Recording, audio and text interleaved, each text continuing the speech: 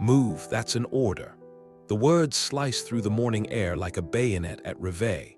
Master Sergeant Daniel Reese stands squarely, boots planted in diplomatic gravel, his gloved hand gesturing, not politely, toward the lone figure in red blocking the pathway. The Royal Guard does not flinch. Not a muscle, not a blink, not a breath out of step. Behind him, the gates of Buckingham Palace gleam.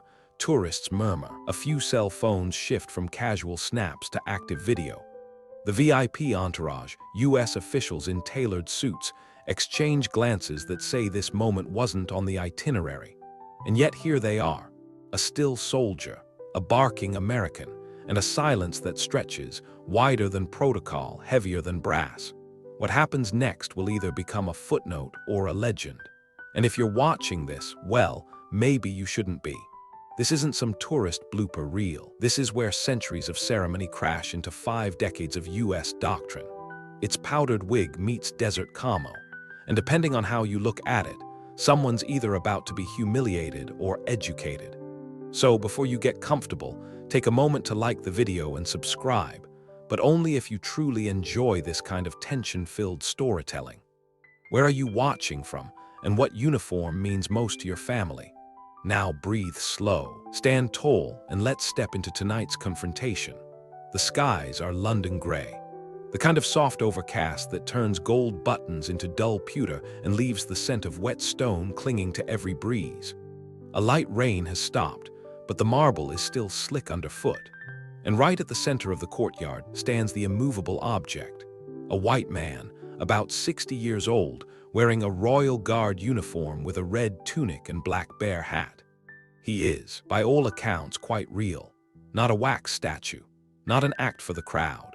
His name isn't known yet, but everyone will remember the back of his shoulders, how square they stood as the sergeant's voice rose. Reese shifts. His jaw works a little as if chewing regret, though that seems unlikely.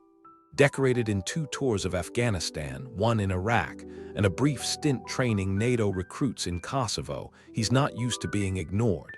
He's used to bark, obey, done. And when he says move, he expects feet to follow. But the guard remains, because that's what they do. You think Reese might know this, but he doesn't, or more accurately, he doesn't care to. Not in this moment. Not with the ambassador waiting behind him and a photographer fidgeting over the perfect composition that doesn't include a stubborn 6-foot symbol of British endurance. To the Americans, it's a small ask. 1 step left. Not even an insult. Just logistics. To the guard, it's an unthinkable breach. Behind them, a soft laugh escapes from a Belgian diplomat's throat before being swallowed in a cough. Somewhere, someone clicks a camera. Reese takes a step forward. "This isn't personal, soldier," he adds, lowering his voice but not his tone. "But if we're expected to work together, we need flexibility. Now kindly step aside." The guard doesn't move, not even the eyes, which, if anyone bothered to check, are open and aware. They've seen dozens of dignitaries pass. Some respectful, some smirking. A few like Reese, convinced that their urgency outranks centuries of ceremony. A light breeze moves a Union Jack in the background and the crowd breathes again. There's something slightly absurd here and everyone knows it.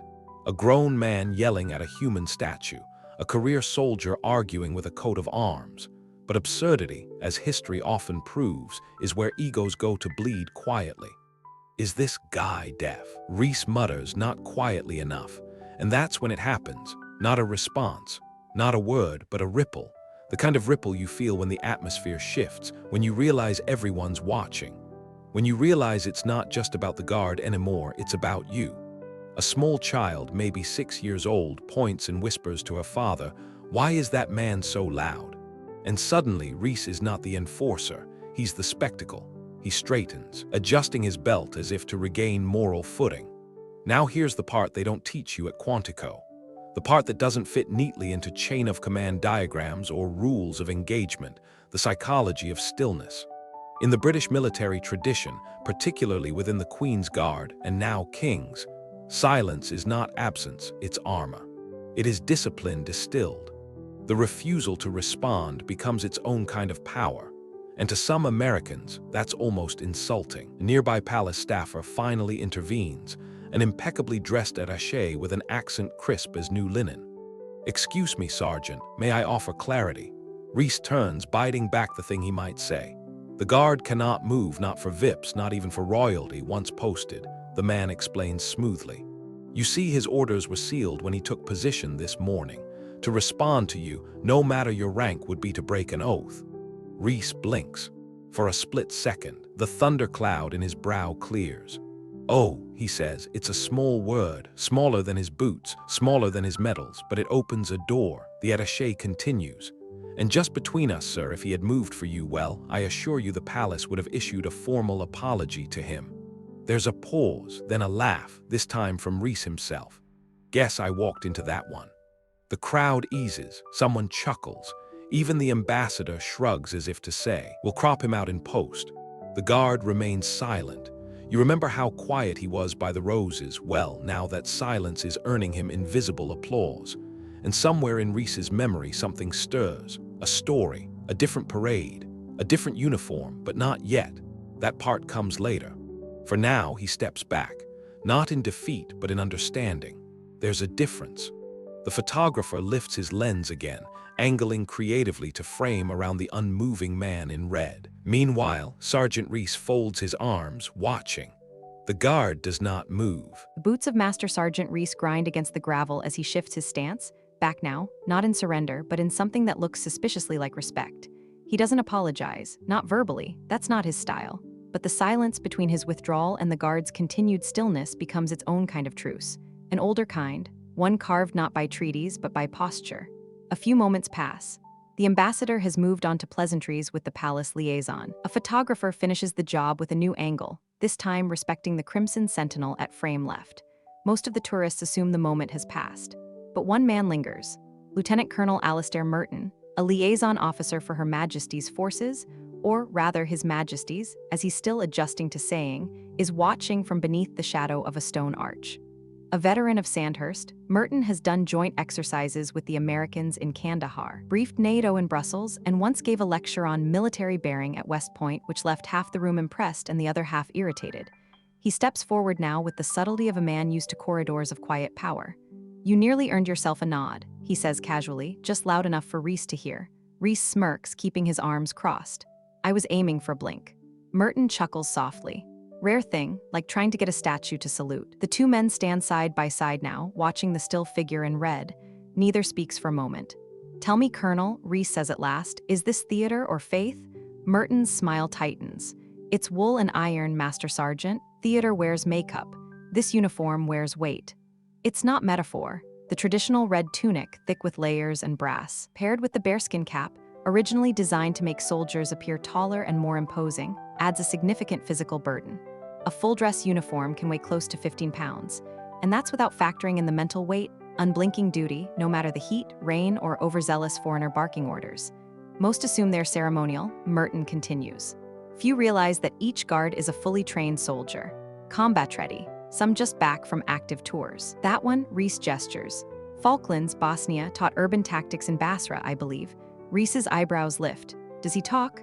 Oh, eloquently over tea, but once the bearskin goes on, he becomes silence in red. Reese nods slowly. There's a lesson here, not a lecture, but a revelation, like being told that the quiet janitor was once a Cold War spy, or the old man feeding pigeons flew Spitfires over France. Reese looks again at the guard. Now, instead of a blockade, he sees endurance, something old, something not for show. "Do you know what the worst assumption is?" Merton asks, adjusting his cuffs. Reese glances over. That obedience looks the same everywhere.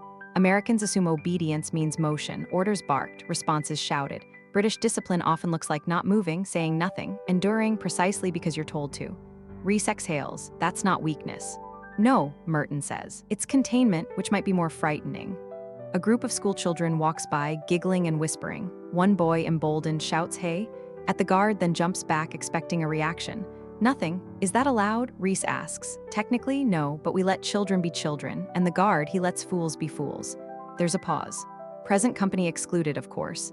Reese laughs. The tension has softened, but not vanished. Instead, it's condensed, distilled into something quieter, heavier.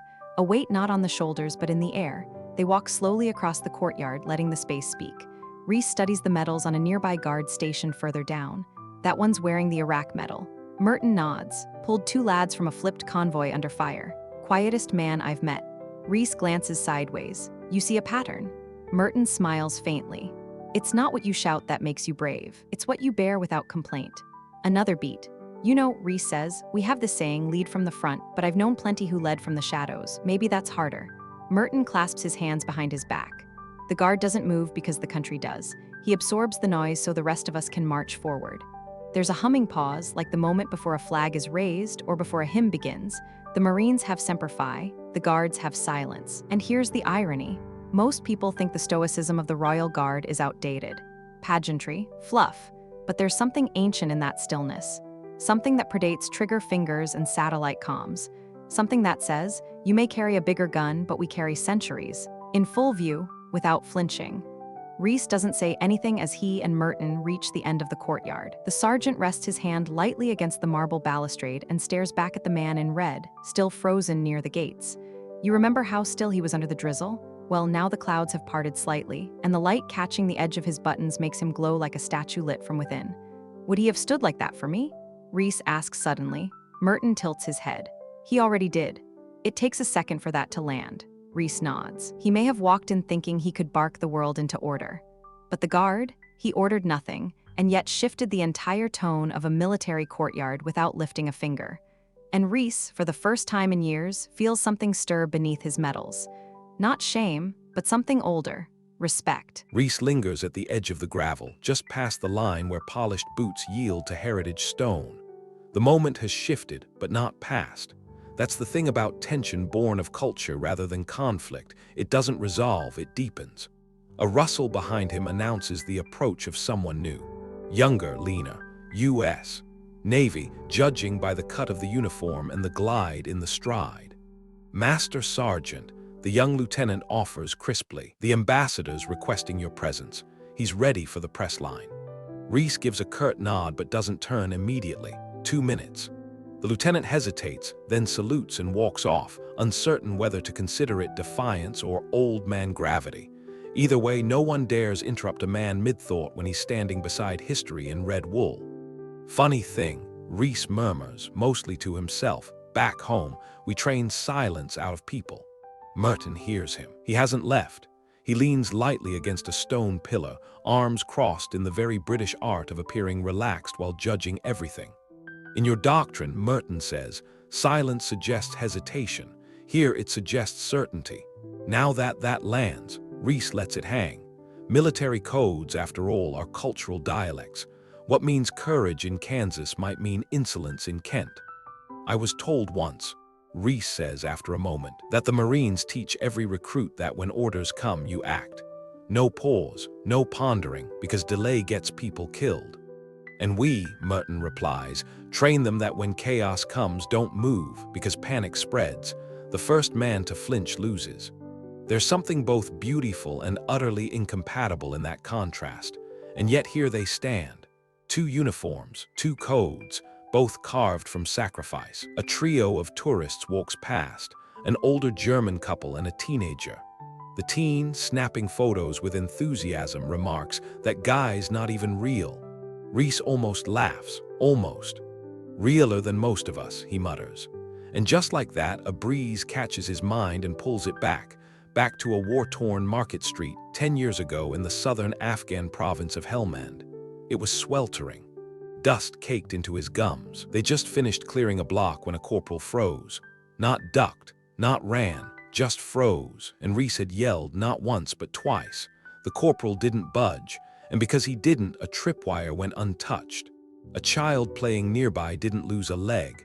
Reese had decorated him afterward, not for bravery, but for what the citation called appropriate restraint under compromised visibility. It hadn't made headlines, but it had made Reese rethink everything he thought he knew about stillness. I want to ask something, he says aloud, glancing again at the guard, who, of course, does not respond. Would he ever speak if I pushed too far, if I really challenged him? Merton tilts his head, amused. Only once. Reese raises an eyebrow. Tradition allows a guard to break silence with a single warning if physically obstructed or endangered. The phrase is, step away from the Queen's Guard, or now the King's. Reese chuckles. Doesn't sound very intimidating. Merton grins, It doesn't have to be. That's the last thing you'll hear before he moves. That gets a look. Oh yes, Merton nods. They are not mannequins, they are soldiers. Break the boundary and they are trained to respond, professionally, precisely, without negotiation. Reese exhales a low whistle. And here I was thinking we invented command presence. Ah, Merton says with dry delight. You invented volume, we perfected gravity. A moment of shared smirk. But here's the misunderstood truth at the center of this whole affair. Most people see the Queen's Guard and assume obedience means silence. But it's not obedience to people, it's obedience to principle. Once posted, they do not respond to individuals. They respond only to duty, and that cannot be barked down. The Corps teaches us, Reese says slowly, that loyalty is upward, chain of command, from fireteam to pentagon. Merton nods. And we teach loyalty outward, to crown, to history, not just to a superior, but to the office they represent. It's not better or worse, just different, but difference in a military context often masquerades as insubordination or arrogance. So tell me, Reese says, if I outranked him and I ordered him to move, he wouldn't. No, even if I were a general, especially if. That's when Reese finally smiles, because now he understands. The stillness isn't silence. It's resistance, not against authority, but against inconsistency, against momentary ego, against noise. There's an irony here that even the pigeons fluttering across the eaves might appreciate. The Marine came expecting motion to prove value, but the guard proves his by not moving at all. As Reese prepares to turn back toward the press line, a movement catches his eye. A subtle twitch, not from the guard in question, but from another. A younger one further down the courtyard, a blink, then a slow reset of posture, micro-motions, barely noticeable. But there, Reese grins, permission to assume he just scratched his soul. Merton hides a laugh behind a cough. Let's say it's a ceremonial recalibration. Reese tips an invisible hat toward the older guard, then glances at Merton. One more thing, he says. Of course. Back when I was still green, says, my father, he was Army, told me this story. About a British soldier who stood watch for 23 hours straight at a treaty site because the ink wasn't dry yet and no one had relieved him. Said the man refused food, water, a chair. My old man said that's not crazy, that's loyalty with a spine. Merton's brow lifts slightly. He wasn't lying, he says. That story is taught to every boy who buttons a red tunic. And now they both fall quiet, because there's nothing more to explain. In the language of discipline, silence isn't a lack, it's punctuation. And this confrontation, it's no longer a conflict. It's a sentence that needed a full stop. There's a hush in the gravel, the kind that only comes after something almost happened, but didn't. The kind of pause where muscles loosen but eyes stay sharp. Reese walks back toward the edge of the press zone, his gait slower now, as if gravity's turned up a notch. Not weariness, weight. The kind that metals don't measure. Behind him, the guard remains fixed, a crimson exclamation point in a sentence no one dares finish. But it's not over yet. Murmured commotion arises from the far side of the courtyard. A diplomatic aide in a slate blue coat is waving discreetly. The ambassador's press team is rearranging positions. And standing awkwardly near the crowd barrier, trying not to intrude but clearly present, is a U.S. Marine captain, early 30s, square-jawed, not yet hardened by too many deployments. He's holding something, a small, dark box. Reese sees it and stops. Merton notices too. Friend of yours. Used to be one of my boys, Reese says quietly, before he made captain and started collecting plaques. They both watch as the captain approaches. There's an energy in his steps that doesn't match the scene, too brisk, too certain. And then the captain breaks a line. Not a drawn line, not one marked with rope or sign, but a cultural line, the kind understood, not stated. He steps within a few feet of the guard. Merton stiffens. That's too close. Reese doesn't move yet. The captain holds the box up, not aggressively, but with ceremony. On behalf of the United States Marine Corps, he says, we present this to, the sentence stops, because the guard doesn't look at him, doesn't acknowledge, and the stillness, previously noble, now begins to feel like rebuke. Reese steps forward, cutting diagonally through the tension. Captain. His voice is low but edged. The captain turns, confused. Sir, it's just a gesture, a token of joint respect. No one's asking about your intent, Reese replies. They're watching your execution. There's silence, then a voice softer than before joins them. You want to offer respect? It's Merton. Then learn how to do it properly. Don't place your token where silence stands on duty. The captain flushes, embarrassed. Slowly, he lowers the box. Reese takes it gently from his hands. You mean well, Reese mutters, but there's a difference between meaning well and knowing when. It's not angry, it's mentorship. The captain nods, chastened, and retreats toward the inner edge of the press line.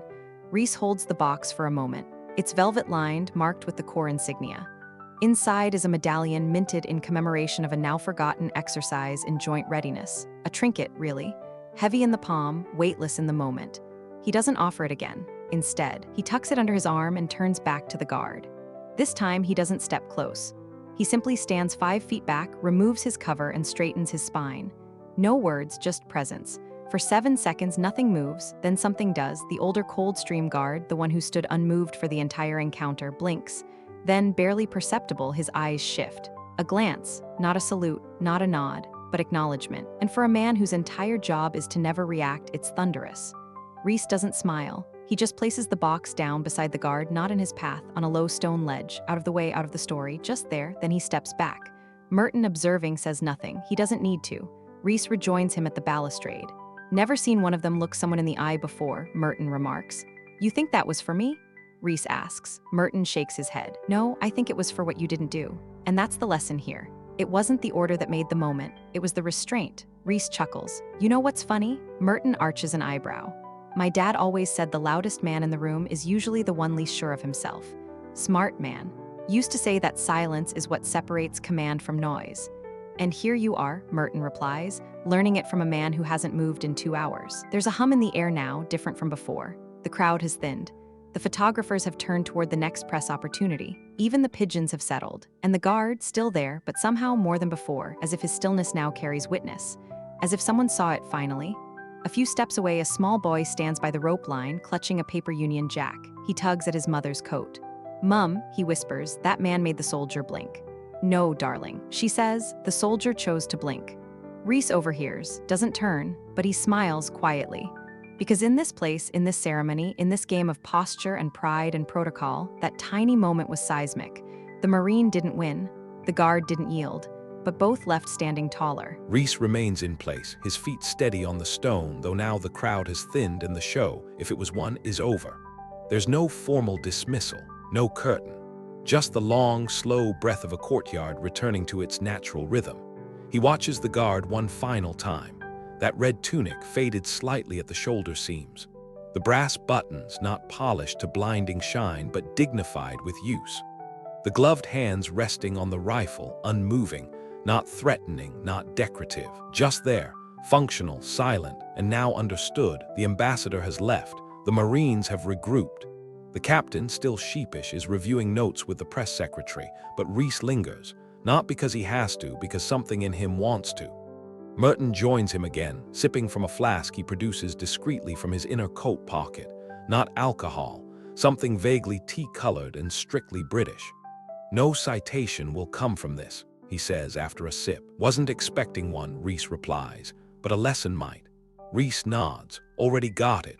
There's a long pause. Then Merton says, you asked me earlier if this is theater or faith. You remember? Reese nods. It's neither, Merton continues. It's inheritance, carried in posture, preserved in silence.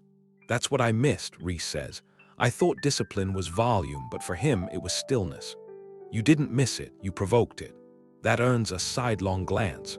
Merton shrugs. Some truths don't speak until challenged. Reese considers this. Then reaches into his jacket, pulls out a small folded paper from a side pocket, a clipping faded and creased. It's an old newspaper photo, yellowed with age. 2 guards standing under light rain. One is young. The other is unmistakably the same man standing before them now, decades older but posture identical. My father kept this, Reese says.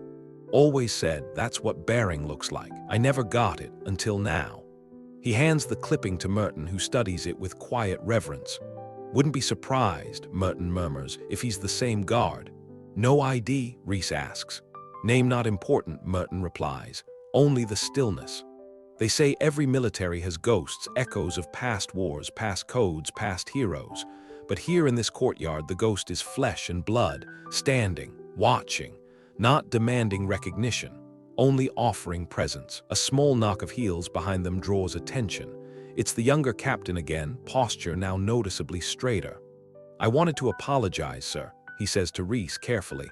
I didn't mean to breach protocol. You didn't breach protocol, Reese replies. You missed tone, there's a difference. Yes, sir. Reese softens. You ever stand in rain for 6 hours without flinching? No, sir. Then don't hand medals to men you haven't studied. Yes, sir. Not a reprimand. It's a lesson passed on. Merton leans in. I believe that's called an American apology, comes with instruction. Reese chuckles. We're multitaskers. The captain departs wiser.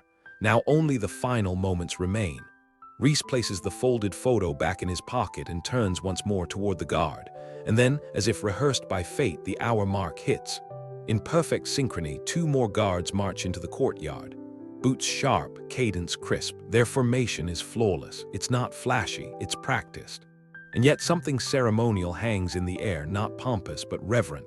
They approach the standing guard and halt. A pause. Then for the first time in hours, the original guard moves. 1 step back, 1 step to the side. And with precision only age and discipline could summon, he walks slowly off duty. Still silent, still straight, still sovereign. Reese watches him vanish beneath the arch. That's it, asks softly. Merton nods. That's it. No speech, no glance, no need. And Reese realizes in a way that only those who have worn the uniform will ever fully grasp. It was never about the words, it was the stance. The refusal to move when commanded by noise. The decision to remain when even tradition could have bent. And now, walking away, not toward applause but simply toward rest, that guard ends his watch as he began it, not with showmanship but with gravity. I never learned his name, Reese says. Merton smiles faintly. You'll remember his silence longer than his name. And he's right, because names fade, but presence stays. And sometimes, the loudest sound in a courtyard is a man walking away without saying a word. The courtyard empties slowly, like breath released after long tension. Gravel crunches beneath the polished shoes of dignitaries retreating toward motorcades. The air is cooler now, softer. The sky, once an overcast gray, hints at blue behind thinning cloud. A palace staffer quietly collects the velvet box from its ledge. No announcement is made. No record is kept. But the object is not discarded. It is placed in an inner chamber, where such unofficial gifts are remembered long after paperwork forgets. Elsewhere, the guard, his name still unknown, removes the red tunic with care. He folds it not with vanity, but with reverence. In the locker's mirror, he sees not a soldier past his prime, but a man who stood unbent against noise. Back outside, Reese watches the last tourists depart. He doesn't photograph the moment. He doesn't post about it. Instead, he smooths the inside of his jacket, where the folded photo now rests again, closer to the chest. No handshake was exchanged, no document signed, but a cultural treaty of sorts has been honored because something was exchanged. Not orders, not medals, but understanding. And understanding, unlike medals, doesn't tarnish. In the far mist of the courtyard's edge, where a faint fog begins to roll back across the lawn, a single red sleeve disappears into the archway. No music plays, no doors slam, only the steady rhythm of footfalls on stone. And long after the last echo fades, one truth remains, because sometimes the strongest salute is standing perfectly still.